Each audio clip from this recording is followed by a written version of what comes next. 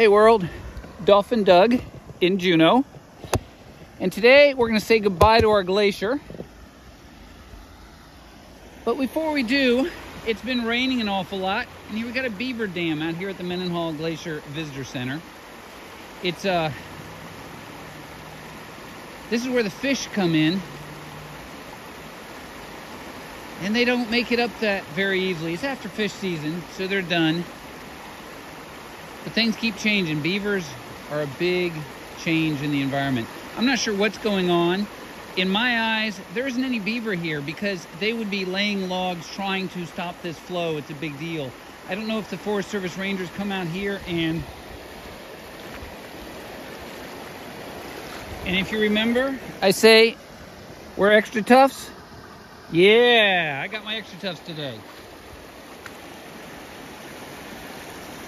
So,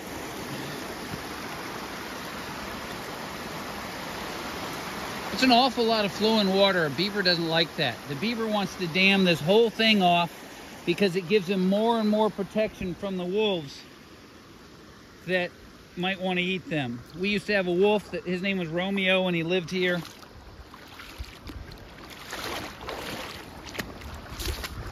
Ooh, look at this. Call that whale belly. Super soft. Super soft. You just sink right in if you chunk your feet up and down. I don't know if you can see. Yeah. But yeah, this is why you wear extra tufts. I actually had to wade across a little... Oh, this is great stuff. Great, soft, gushy. Gushy, gushy. Whoop. Had to be careful. My boot's going to come off if I pull too fast. Oh, this is all soft. Looking for a place to rinse off, and I keep hitting soft sand. This is good. Yeah, I'm still sinking in past my ankle bones. All right. So this is the Mendenhall Lake, and there's the Mendenhall Glacier, and this video is called "Say Goodbye to the Mendenhall Glacier." So I'm somewhat of an old timer. Wasn't born and raised here, but I first came here in the fall of '93. It is the fall of 2022 now. If you come out to the Mendenhall Glacier, that's Nugget Falls over there. Behind this big beam of, big pile of sand, that's something left by the glacier, is the Mendenhall Glacier Visitor Center and a bunch of people. I had to wade across a creek to get over here so we can sit here and chat. But I don't do these videos that well with other people. Over here with that little creek, I get away from it all. You can see here in this water, all this silt color.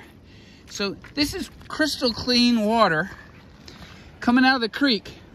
But the water in this lake, you can't see it anymore. But there's a little tiny slice of water, and there's a river underneath that glacier that is carrying the vast majority of the water into this lake. The Nugget Falls, I believe, is also partially glacial fed. It's not nearly as dark as this lake, but this is all ground up rock dust from when the glacier itself is just ice, and ice is soft.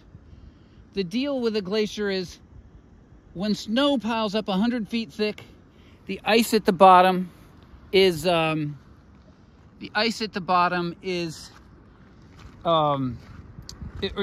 snow piles up 100 feet thick, the snow at the bottom turns to ice. When ice piles up 100 feet thick, the ice at the bottom starts flowing away from the pressure.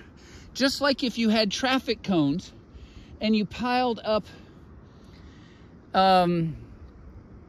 ice cream in between them, eventually the pile of ice cream would get so high that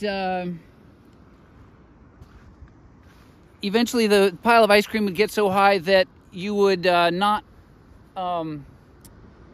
it would flow out, and there'd be water flowing out underneath, and it would be pushing on those traffic cones. Well, the ice itself is very soft compared to a rock, but it picks up rocks. All of these rocks on this beach here were picked up by the glacier and ground against the bedrock and each other, making this glacial silt. This is horrible stuff for fish. Fish do not live in this lake primarily. They do, however, live in the freshwater streams. We have salmon that swim through the lake and up into the stream. That's why they're here. But relatively speaking, glacial silt is terrible, terrible stuff for fish and fish gills. It's just like breathing in heavy, heavy smoke. So when I got here in '93, there's a trail. If you start from the parking lot, which I'm a quarter mile away from, there's a trail that comes out, and you can go right to that Nugget Falls and you go dip your head in it. And you wouldn't really want to do it right now because it's so huge. There's a huge amount of spray coming off of it. But Nugget Falls is a very nice, it's about a mile each direction walk. It's a very nice level gravel trail, about equivalent to these rocks that I'm standing on, this bit right here. It's nice. I could swear when I got here in '93, I walked out there. The trail didn't exist back then, but when the lake level's lower, and once it gets cold, this lake level drops, you can walk beside the edge of the lake and get out to Nugget Falls. I think I did that, and I could swear I could have picked up one of these rocks and thrown the rock and hit that glacier. Now on the far side, yeah, these are icebergs. And this is where I'm saying say goodbye to our Mendenhall Glacier. Because these icebergs, it shouldn't be a problem, but the glacier is melting like crazy. It is easily half a mile, maybe 3/4 mile from Nugget Falls back to the glacier. It has melted that in the almost 30 years that I've been here. Now, I couldn't have probably thrown a rock. The glacier is really hard to tell size-wise. It's hard to tell how far away we are because you can't see any trees. Icebergs can be 4 times as big as a house, and I've seen them on this lake this big. Most of these are car size on the surface. Now, we both know that 90% of the glacier is underwater, and it's real. I would have a hard time. Hey, I can pick this ice. Why don't I do this? You want me to pick this up? I got my extra tufts again. That's why you bring them. That's why you wear them. You see this little piece of ice? Look at that. What do you think? Is that easy? Easy to pick up?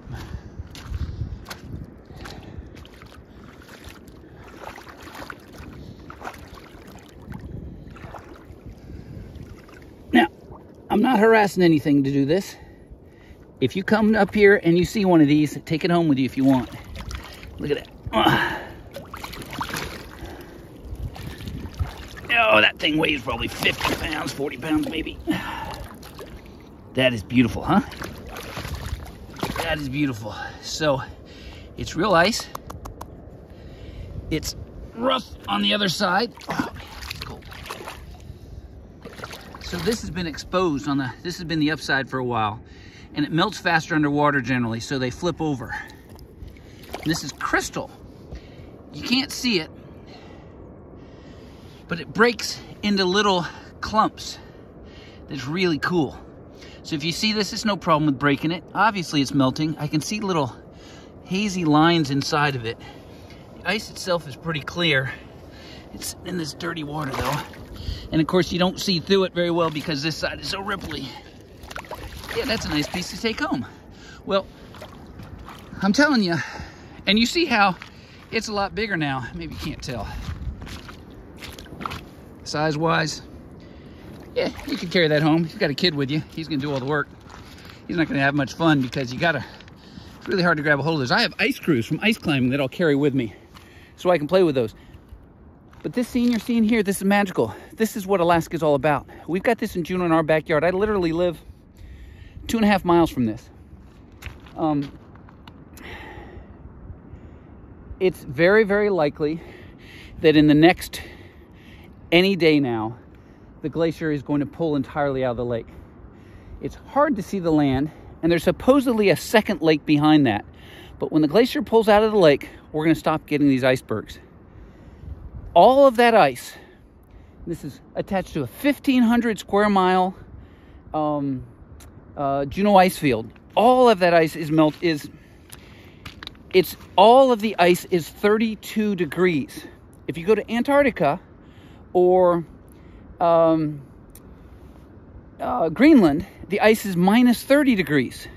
So even though you see it melting, the water that's flowing over that cold, cold ice does not melt much. It only melts like that in the middle of the summer. Here, it's like a drink. It's like having a glass full of ice that's got water underneath of it. it's melting on the bottom, it's melting on the top. When the sun shines, it melts more. When the rain rains on it, it melts more. We have behind the Mendenhall Glacier, you can't really see it, it's a beautiful foggy day. Come on, focus not on my hand, but is the first termination dust. Up here, we've got Mount Stroller White, all that low white stuff that you're seeing in between the clouds. That's new from yesterday. We've got Mount McGinnis up here. I can't see the top. I believe the top of it is also covered in fresh termination dust.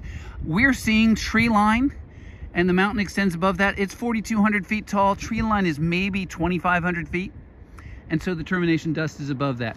Here's Bulliard Mountain. I can see just a little bit of frost issues up there, but they've been pretty much melting. It's wet. It's 48 degrees maybe. And it was clear last night, but it's still precipitated. So what was raining on us is snow here. But I'm telling you, one of the big reasons for coming up to Alaska and to do it before you die is because this glacier, if you want to come out and visit it, is going to pull around the corner.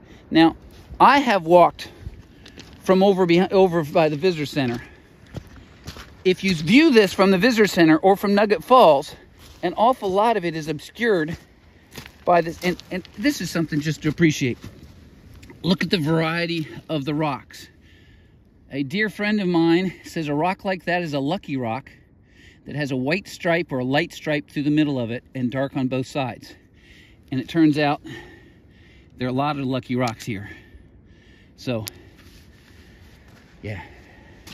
And honestly, I don't know where you're from. There aren't very many places that have as interesting geology as we have. So here's the visitor center up there. Real nice place. I gotta back out just because lots of other people have made wonderful videos of this place. This is what it's like today, October 22nd, 2022. Shortest, nope, equinox. So if you're over at the visitor center looking, the glacier is a lot more hidden behind Bulliard Mountain. If you take the walk along the edge of the lake, the glacier is hidden. So you're only seeing a little bit of blue ice from over there. And we can kayak across the lake. You could too. Get to the far side and you can walk up to the glacier. We used to have magnificent ice caves up there on occasion because they collapse.